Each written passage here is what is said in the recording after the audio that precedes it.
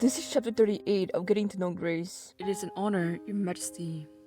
I am Andrew Grace of Horlin, as Grace gives the king a bow.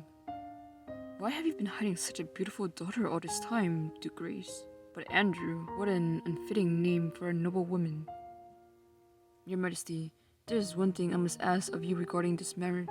What is it?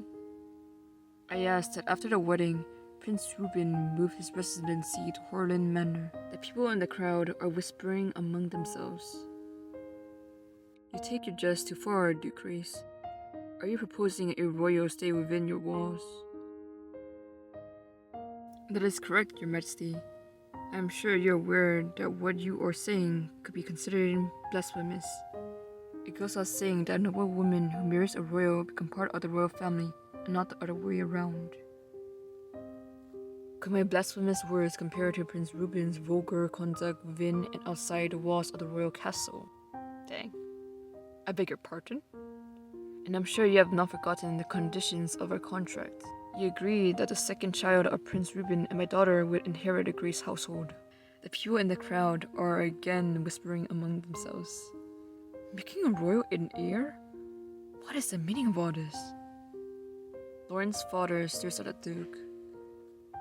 Even if this is a royal wedding, there is no denying that this is a marriage for my heir. This is simply to prevent the prince from acting frivolously as he has, and to keep him from harming my daughter. My manor is close to the royal castle. Prince Reuben will be in good hands. Please grant him his leave. The king is shaking in anger. In the safe house, Herta's mother is on a bed. It looks like the worst has passed, but she must travel with a doctor. My God, I have never had the patient run away. Father will be able to escape. How can you be so sure? Security is much more intense at Eli Harbor today. If we get caught, the Duke will chase us down even on water. Herta doesn't say anything to her. Riley, could I borrow your clothes? You're not listening to me at all, are you? Herta enters the room, now with a new set of clothes.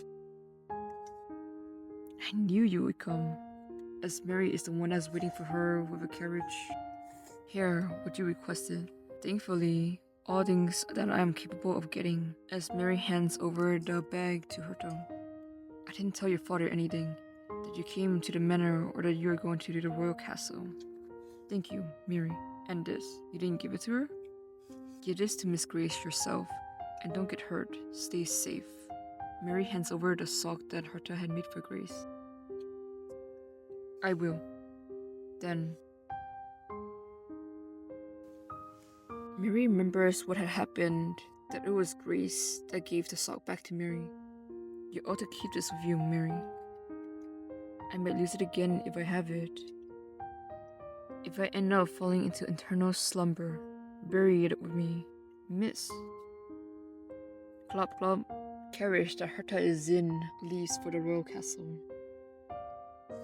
In the royal castle, my word, never have I witnessed such a sudden engagement.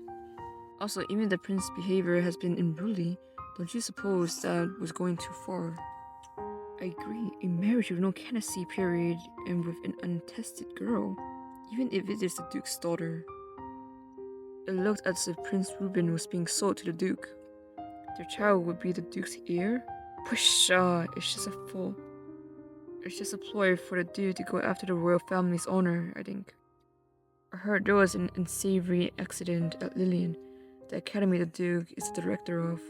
I must speak to the ladies planning on sending their daughters there and convince them otherwise.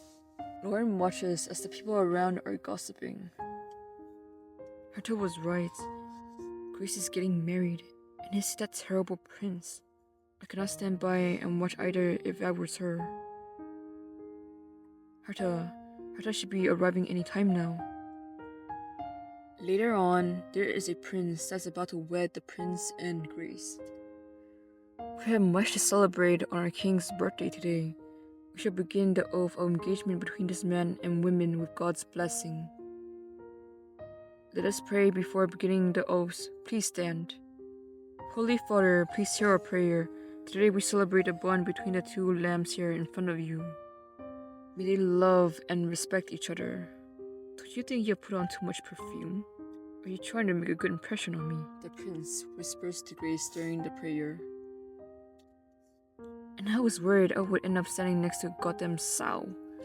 Thank God you're beautiful. Makes me want to rip your dress off on the spot. I'll make you beautiful all night long, though it might be a little bit rough. I've never treated a girl nicely before. Grace hears the prince, and she ignores him. Instead, she is thinking about Herta. Please, safely. Amen. Gasp.